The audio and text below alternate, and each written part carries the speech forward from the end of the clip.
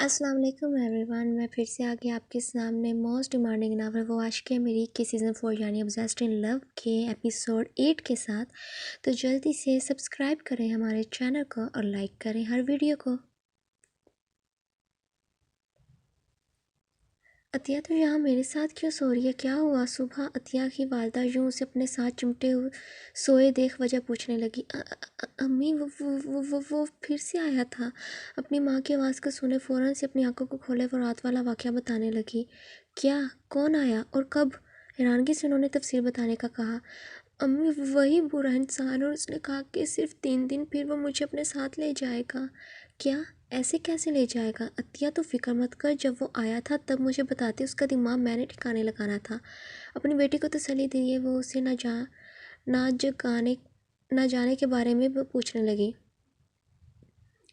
अम्मी वो कह रहा था अगर मैंने शोर मचाया तो आपको भी मार देगा। वो बहुत ख़तरनाक है अम्मी, मुझे कहीं छुपा ले, मैंने नहीं जाना। अपनी माँ के गले लगे वो फूट फूट कर रोने लगी।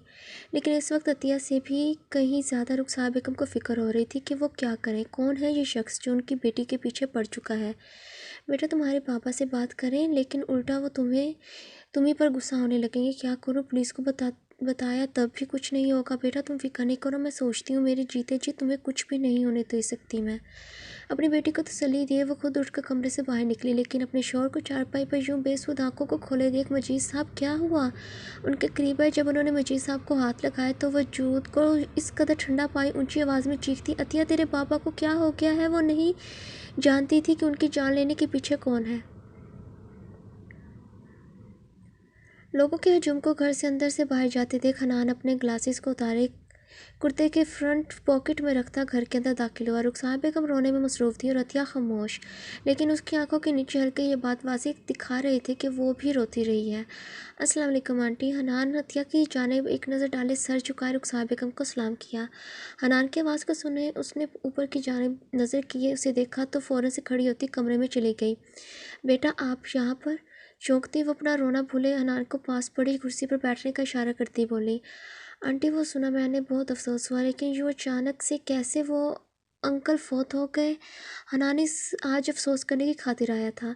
बेटा वो तब जब तुम गए तो दिल में दर्द हुई, मैंने कहा कि डॉक्टर को बुलाऊं, लेकिन दवाई खाकर सो गए। सुबह देखा तो वो मर चुके थे।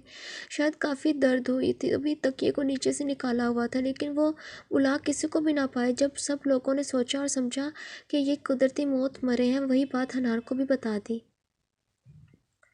आंटी जानती हूँ कि आप और अतिया इस वक्त जिस गम में है मैं उसे बांट तो नहीं सकता, लेकिन प्लीज़ अगर किसी भी चीज़ की ज़रूरत हो तो मैं हाजिर हूँ। आप बेझिझक मुझसे कुछ भी मांग सकती हैं। आप मेरा नंबर नोट कर लें। हनान की बात को सुने रुखसार बेगम अपने दुपट्टे को सही करती, बेटा एक बात कहूँ आपसे, आपने जो कहा था कि आप अतिया से शादी करना चाहते हैं, मैं राज़ी हूँ। मजीद साहब ने तब जज्बात में फ़ैसला कर दिया, लेकिन अब मैं अकेली अपनी बेटी को संभाल नहीं पाऊंगी, तो क्या आप इतना एहसान कर दो कि मुझ पर कि एक बेवा का बोझ हल्का कर दो। रुखसार बेगम के दिल में भी कहीं ना कहीं शख्स का खौफ था, क्योंकि सिर्फ एक दिन ही बचा था जो इस शख्स ने अतिया को बताया। आंटी लेकिन हनान खुद शॉक्ड रह गया, उसके तो यहाँ आने का मकसद भी ये नहीं था, लेकिन अचानक से जिसे ना पाने के बायस वो 2 दिन तक दुखी रहा, आज उसकी माँ मिन्नत किए उसे अपनी बेटी दे रही थी। बेटा ना मत करना, उसके बाबा को गुजरे 2 दिन ही हुए हैं, लेकिन मैं चाहती हूँ कि आज ही निकाह हो जाए और आप उसे ले जाओ अपने साथ। वो अतिया को महफूज जगह भेजना चाहती थी। आंटी अभी अभी तो तैयारी नहीं हो सकेगी और ना ही किसी को बुला सकेंगे। बेटा सादा निकाह करना है, गवाह 2 ले आना, बस वही चाहिए। आंटी लेकिन पहले आप अतिया की रजामंदी भी तो जान ले कि वो क्या चाहती है ना, जो कि अंदर से बेहद खुश था। उसका बस चले तो भी अतिया को अपने साथ ले जाता, लेकिन ये फीलिंग्स अब रुखसार बेगम को थोड़ी ना दिखा सकता था वो। मैं मना लूँगी उसे, बस आप मान जाएं। जी ठीक है आंटी, लेकिन आप अतिया से पूछ लें ताकि मैं इंतज़ाम कर लूँ। फ़ौरन से उसने हाँ कर दी। आप कर लो इंतज़ाम, मैं अतिया को बता कर आती हूँ। उन्हें मालूम था कि अतिया के पास और कोई चारा भी मौजूद नहीं है। कमरे में जाती वो अतिया के पास बैठी, जो कि कुछ सोचने में मसरूफ़ थी। बेटा अगर मैं तुमसे कुछ कहूँ तो क्या मानोगी? अगर मैं तुम्हें इस दरिंदा से शख्स से बचाने की खातिर कहीं भेज दूँ तो क्या तुम चली जाओगी? अतिया अपनी माँ की बात समझ ना पाई, बस वो हाँ में सर हिलाए। अपनी अम्मी आप तो मेरे साथ ही होंगी, फिर मुझे क्या मसला? अपनी बेटी की मुसीबत को देख बेटा, मैं तुम्हारी शादी कर रही हूँ हनान मलिक से। वो तुमसे पहले भी शादी करने की खातिर रिश्ता लेकर आए थे, लेकिन वजीर साहब ने मना कर दिया। लेकिन अब जब हनान आ चुका है तो मैंने उसे कह दिया बेटा देखो ना मत करना, वो शख्स बहुत ख़तरनाक है। अगर वो तुम्हें ज़बरदस्ती अपने साथ ले गया तो मर ही जाऊँगी। हनान बहुत अच्छा लड़का है, तुम बहुत खुश रहोगी। सारी तफसीर वो एक साथ अतिया को बता गई, लेकिन अतिया रोने वाली शक्ल बनाए, अम्मी मुझे शादी नहीं करनी, मैं आपके बगैर नहीं रह पाऊँगी, मुझे आपके साथ रहना है, मुझे शादी नहीं करनी। अपने वालिद के पास उसे मर्दों से तो नफ़रत थी ही, लेकिन अब उस शख्स के बार बार उसे चूमने वजूद को हासिल करने की तलब को देख मर्दों से खौफ भी आने लगा था। बस कर होती है, तुम्हारी माँ मरने वाली नहीं, मैंने जो फैसला कर दिया है बिल्कुल दुरुस्त है। तुम बहुत खुश रहोगी उसके साथ, क्योंकि वो तुम्हारा तलबगार है।